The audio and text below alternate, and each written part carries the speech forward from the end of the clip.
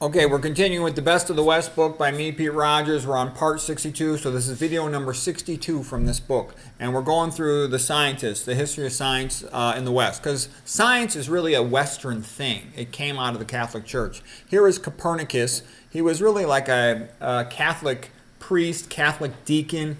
He had gone through the data and he concluded that the heliocentric view of the universe was more accurate than the Ptolemaic, okay? He couldn't prove it, but he just sensed it from looking at the data. It just worked more easily. And neither could Galileo prove that the heliocentric model was correct. They had reason to think it was, but they couldn't prove it. And that was kind of a big part of the debate at that time as well. He lived from 1473 to 1553. Jan Matejko, the great Polish artist, painted this one like of Copernicus talking with God. Okay. If you're interested in Polish history, check out Jan Matejko. I've actually made videos about him. He was a magnificent artist.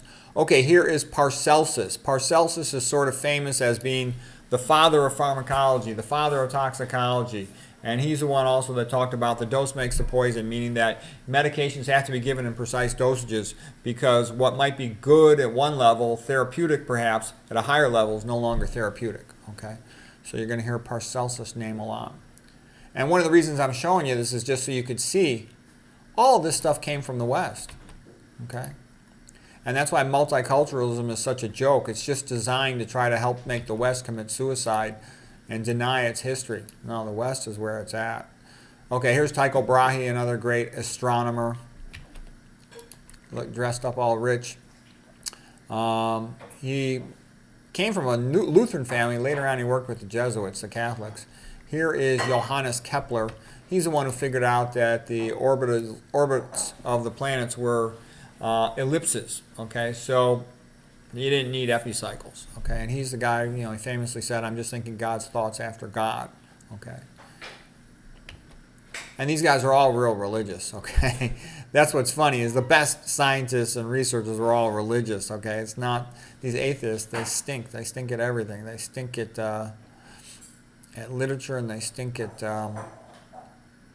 science. Okay, let's see. They sell out pretty routinely because these are all a bunch of quotes of Kepler. I'm not going to go through all those. When he wrote his book, he said, "Has not God himself waited 6,000 years for a human mind capable of gazing on his celestial spheres with understanding? So what if the people of my age can't read my books?" Okay, here's Galileo Galilei. And Galileo, the guy was a genius. And he was actually close friends with the Pope. They were, like childhood friends. But the Pope got pissed off because he kept mocking him in his writing. All right, now don't get me wrong. The Pope was wrong. He overreacted. But that's the only bad thing you'll hear the Catholic Church doing just towards science. Okay, the Catholic Church is 1,000,000 times better towards science. It's where science comes from, the whole university system, than the modern system where the corporations buy the journal, pay for the paper, and buy the scientists, and it's all just corporate advertising. And nobody got hurt by Galileo, getting treated unfairly on house arrest for a couple of years.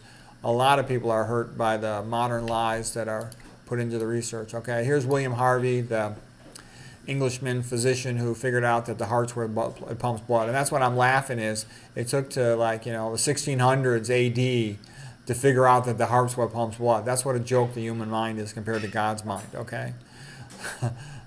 All right, so William Harvey, he mapped out the arteries and veins, the circulation. Okay, my thing's taking a little moment here, and whereas, inside the human body, you've got a nuclear power plant on the intermitochondrial membrane, okay? It's 1,000,000 times more complicated than figuring out the heart pumps blood. Give me a break. Okay, here's a German scientist, mathematician, and he's inventor of the vacuum pump and did the early research on gas pressure, electricity, another super religious guy. I'm just showing you that when you start looking at who actually did the science, one after another will be these really religious guys. Here's Descartes. Okay, he's most famous for saying, "I think, therefore I am." Other people say, "I feel, therefore I am." "I write, therefore I am." Okay, Christian scholar. Here's Robert Boyle, the Irish chemist who then worked in England. He's famous for discovering Boyle's law on gas volumes and gas pressures. A lot of these guys also, despite being really religious, they were interested in alchemy, which goes with chemistry. And he's considered the founder of modern chemistry. Only in the West did alchemy turn into chemistry. He's another super religious Anglican guy. Here's Christopher Wren, designer, architect of the cathedrals, polymath, Baroque architect, designed 52 churches in England. He was also an astronomer. You know, he founded the famous Royal Society, you know, for science in England. Okay, here's St. Paul's Cathedral, designed by Christopher Wren, as painted by Canaletto, 1754. So here, let me get out of the way a little bit there. Here's Isaac Newton, the great scientist of England, smartest guy who ever lived, him and Aristotle. Annum Mirabilis in 1665, where he figured out calculus, the law of gravity, some of the fundamental laws of physics. Okay, saw the apple fall to the ground. He had gone to Woolsthorpe after graduating from college to the family cottage just to study and think, to get away from the infections that were spreading around at that time. And he said, you know, everything I do, he says, he who thinks half-heartedly will not believe in God, but he who really thinks has to believe in God.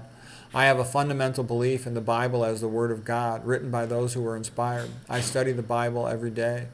All my discoveries have been made in answer to a prayer. Atheism is so senseless. When I look at the solar system, I see the Earth, the correct distance from the sun to receive the proper amounts of heat and light.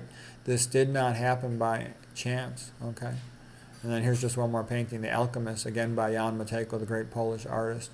Okay, I think we'll call it a day right there for today. I hope you found that helpful.